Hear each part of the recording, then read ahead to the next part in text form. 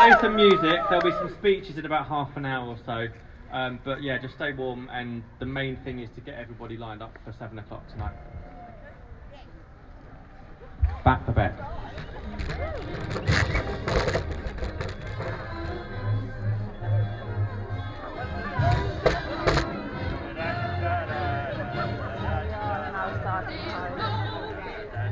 Unfortunately, I won't be recording any of the speeches in my phone.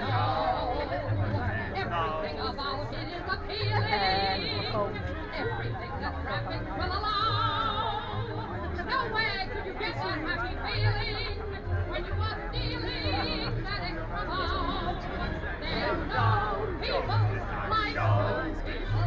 Stay a while, they are alone.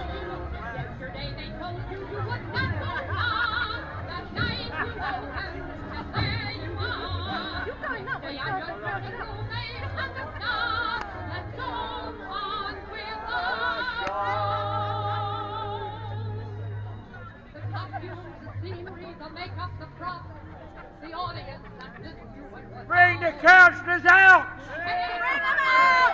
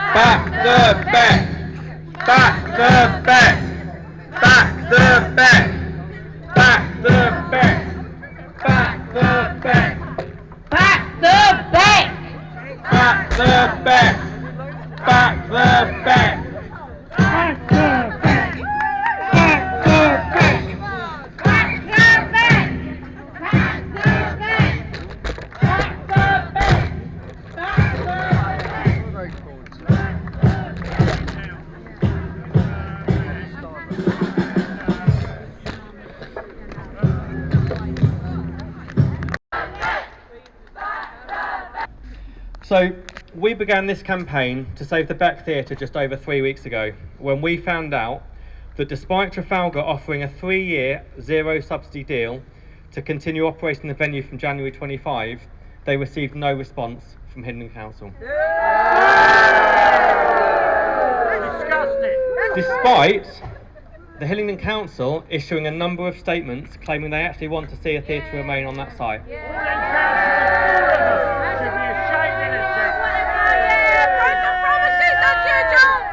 Because without an operator, the venue can't sell tickets or programme shows, and it will be forced to close, despite what the people up here are saying.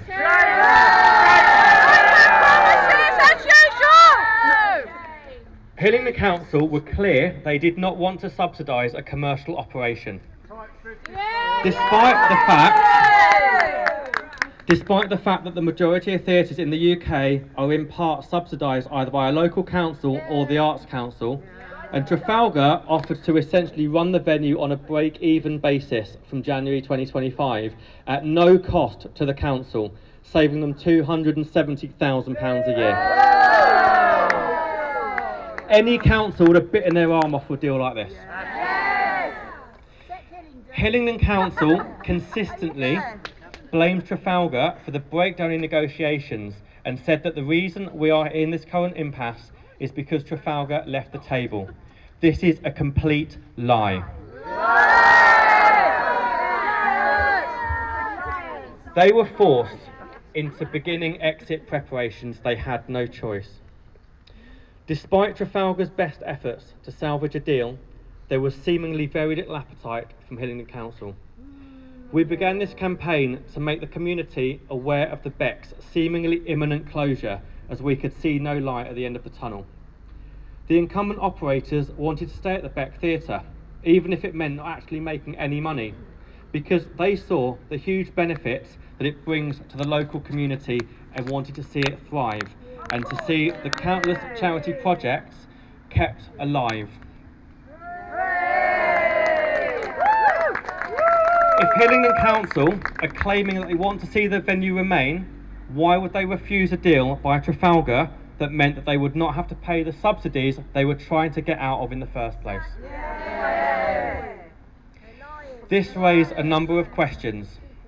If Hillingdon Council do not want to work with Trafalgar, despite claiming in the press they do, which we've called them out on a number of times, who else are they talking to about a new operator lease for January 2025? We posed this to Hillingdon Council along with a number of other concerns. How are potential new operators being vetted? As leisure operators, and there are a number of operators out there that could run a theatre, leisure operators are likes that run gyms and theatre and gyms and swimming pools. They just lack the experience of running a theatre. How would they give us the assurance that they could manage bookings and have access to promoters in order to attract the new shows? What is LBH's strategy? There is no strategy. We have not heard of a plan. There is no plan. What is the plan? What is the plan for the staff that the council have left in limbo, that are soon to be in redundancy talks? Are potential new operators, in whatever form they take, being offered the 9-month contract that Trafalgar were? Because let's face it, the council at a meeting back in the summer were offering up to 3 years lease extension. They never offered that. They offered 9 months, which we've been told, we told you guys, is untenable, completely untenable. What certainty can LBH assure us that there's no hidden agenda to drive the venue into the ground and make it deliberately fail to justify a permanent closure? What assurances can Hillingdon Council give that the creative learning programme will continue, supporting our community as it's done for so many years? And finally, if Hillingdon Council are in the process of asset stripping in order to meet this £75 million target, can they confirm the Beck and the surrounding land will not be sold to developers? Where is our money going? We received very little response, and over a week has passed before I was emailed by Councillor Ian Edwards, leader of the council. He told me, at this stage I can only reiterate what I have said previously, which is that the council has no plans to close the Beck Theatre, and it is disappointed at the current situation. He also told me, we recognise the valuable contributions our theatres make to our communities, and we are committed to retaining a strong community arts and culture offer. However, he says, it is no longer appropriate for the council to provide a financial subsidy to a profitable private company for professional theatre and music productions. I have offered to meet Councillor Ian Edwards or speak to him by phone to see how, as the campaign, we can help with any negotiations, if any, that might be happening behind the scenes. We don't know what's going on, they won't talk to us.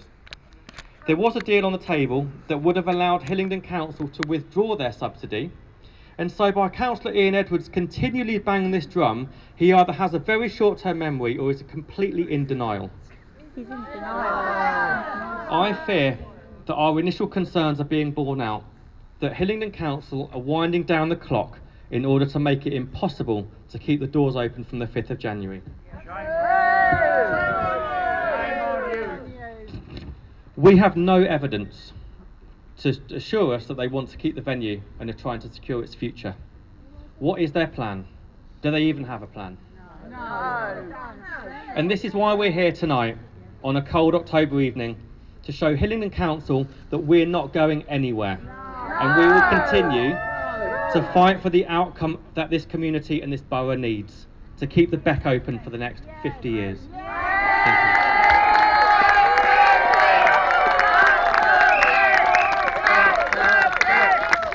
I'd like to invite John McDonnell, MP for Hayes and Harlington, to say a few words.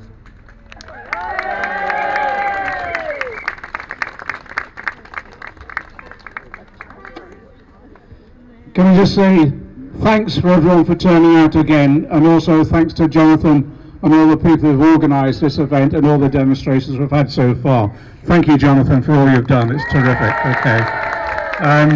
I'll be brief. Danny Beales, the MP for Uxbridge, and myself, we wrote to Ian Edwards as we discussed at our last demonstration. We said we would. We got back this week exactly the same reply that Jonathan refers to. And to be frank, it bore no relationship to the reality of what we know has gone on. It is quite clear from the discussions that we've all had, we've met with Steve from Trafalgar and from the Beck, what was offered to Hillingdon Council from Trafalgar, and this has been repeated time and time again, that the company was willing to continue on, that it wanted a stable number of years, 3 years, something like that, to enable it to go to have a confidence for their future. And can you remember, they made it very clear to the council they would do it without subsidy. That was made clear. So when I last spoke at the last demonstration, exactly as Jonathan, I said any other local authority in the country would grab their hands, to be frank. So I can't understand how Ian Edwards can sign a letter like that. So well, again, what we'll do is, as the MP for Hayes and Harlington, I'll speak to Danny from the MP from Uxbridge, we'll write back now, but I just want one simple response. It's the question we asked before when we had the meeting at the Beck.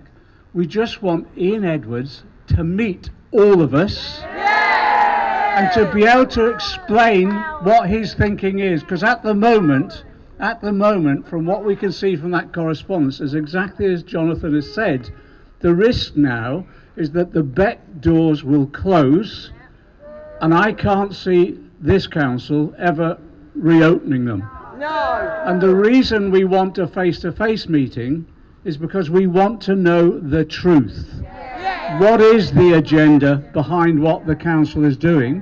Because if it is a worry about the cost of the Beck, well, here's an offer of running subsidy-free.